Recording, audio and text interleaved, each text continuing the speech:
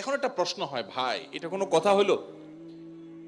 বেচারা টাকা লোন দিছে, হাওলাত দিছে সওয়াবের আশা, আবার তার যাকাতও তার দেওয়া লাগবে, কেমন কথা? উত্তর হলো, ইমানদার লোন দিলে সওয়াব আছে না নাই? কিরকম সওয়াব ধারণা আছে? কে বলতে পারেন লোনের সওয়াব কি? কি সওয়াব বলেন তো? মাশাআল্লাহ মাশাআল্লাহ, এলাকা মানুষ দেখা যায় বেশ কোরআন হাদিসের ইলম রাখেন। কোন কোন ক্ষেত্রে লোন বা হাওলাত দিলে, দান করলে যে পরিমাণ সওয়াব হয় তার চাইতে বেশি সওয়াব হয়। এখন একটা প্রশ্ন ওঠে, এটা আবার কেমনে?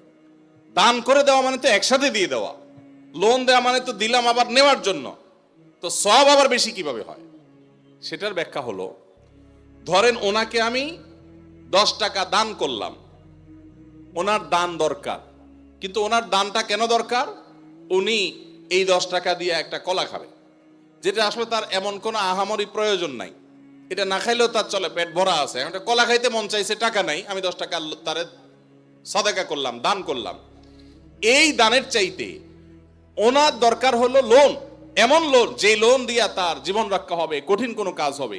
এখানে এই দানের চাইতে এই লোন দিলে সেটা সওয়াব আল্লাহর কাছে বেশি হবে।